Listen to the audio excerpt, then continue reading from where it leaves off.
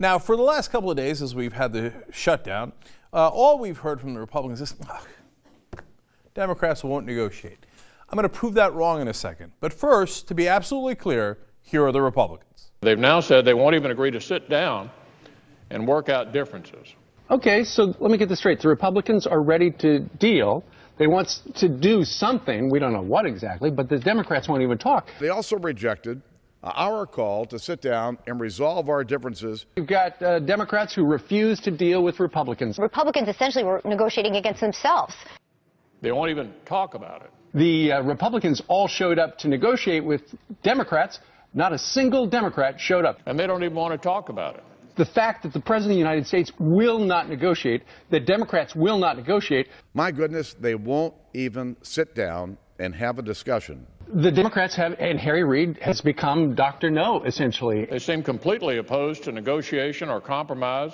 He's willing to negotiate with Iran, but he's not willing to negotiate with Republicans.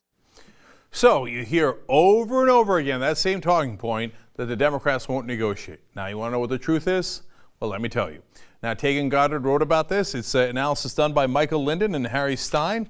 And they wrote, the Democratic-controlled Senate passed a continuing resolution, a CR, a temporary funding measure, meant to keep the government operating that would set the relevant funding levels at an annualized total of $986 billion. That's about $70 billion less than what the Senate endorsed as part of its comprehensive budget plan back in April. So guess what? It turns out the Democrats already negotiated.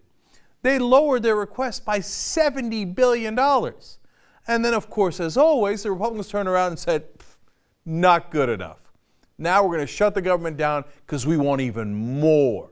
We want you to kill the primary achievement of the Democratic president after you already gave us $70 billion, and then we'll pretend you never negotiated.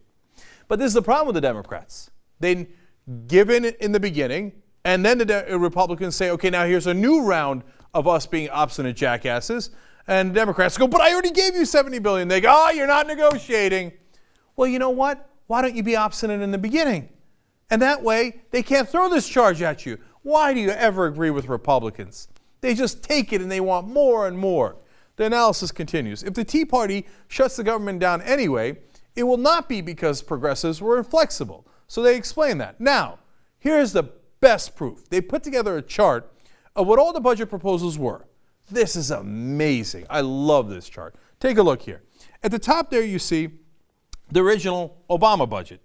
That's for $1.2 trillion, basically. That's for the whole government. You see, for example, in 2010, they enacted spending of $1.185 trillion in spending. Now, here's what's amazing. The original Paul Ryan budget, remember, he's the spending cut guru for the Republicans, was $1.095 trillion, okay? Well, the debt limit compromised in 2011 was $1.066 trillion. The Senate budget in 2014 asked for $1.058 trillion. You see how the number keeps dropping. At this point, the Democratic Senate is lower than Paul Ryan's original request. Paul Ryan, who was draconian in his cuts. The Democratic Senate was below that. Well, they weren't done cutting yet. So the Senate, continuing a resolution, which now the Republicans are opposed to, brought it all the way back down to $986 billion. Now we're under $1 trillion. So cut after cut after cut.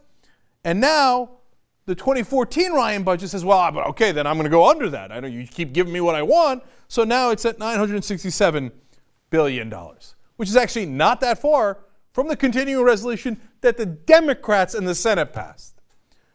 So did the Democrats concede? Of course they did. Did they negotiate? Are you kidding me? The bottom fell out of the negotiations. They keep giving the Republicans more and more.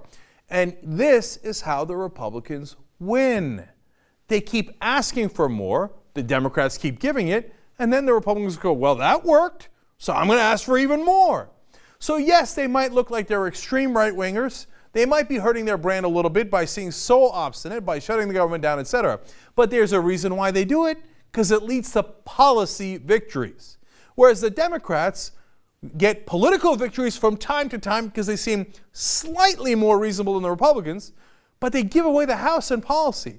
They're like, oh, you want to cut spending on the poor, the middle class. You want to keep the giant oil subsidies and the banking favors, etc. Yeah, of course, we'll give it to you. We'll give you all of it. And we'll cut, and then at the end, we'll let you go out to the American people and say, oh, they won't even negotiate. The reality is, the problem with the Democrats isn't that they don't negotiate. It's that they negotiate far too much. They compromise far too much. And every time they do, the Republicans want more. And usually, they get it.